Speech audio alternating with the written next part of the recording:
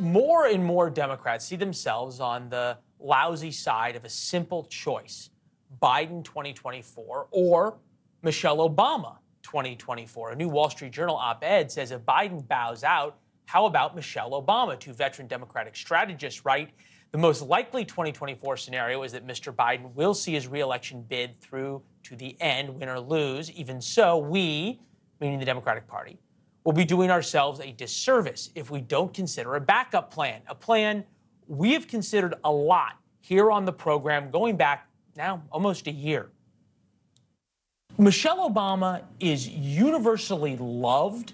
Kamala Harris is not. Why not change horses here?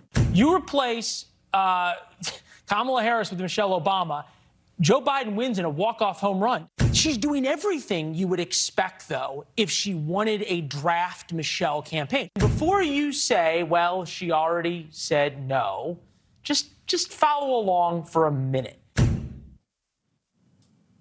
There we go. Chris Stirewalt is here, NewsNation political editor, to now put a dagger through the hopes and dreams of all television anchors who believe and love nothing more than drama.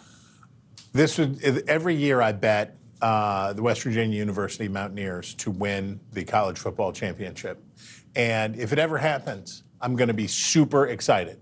And you have adopted this position as it's a long shot. It's a very long shot.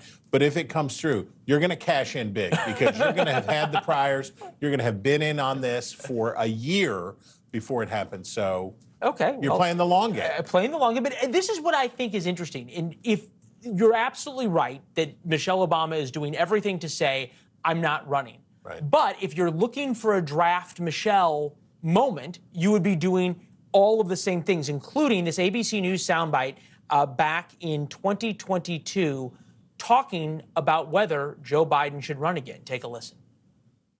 I will have to see. It's, you know, the reason I don't speak on that is because I know what it feels like to be on the other side of it. And I think that that's a personal decision that he and his family have to make.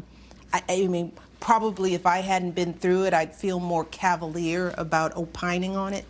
But I know it's a personal call. Mm-hmm. The door's open just a little bit. Oh, I mean, look, I will agree with the premise of that piece that says if Joe Biden before the election has to drop out, is not able to fulfill, that I'm sure a discussion, hey, could we get Michelle Obama to do it? She's the first pick. Kamala Harris still gets to be the first pick. Does she though? She's still. I'm sorry. You go to the election with the candidate you have, not the candidate you want. The Republicans would like to have somebody other than Donald Trump. Democrats would like to have somebody other than Joe Biden. Right now, they're kind of stuck. The Democrats are quadruple stuck because he's the incumbent president and he has a vice president behind him, both of whom, as you point out, are not popular. But here's the thing.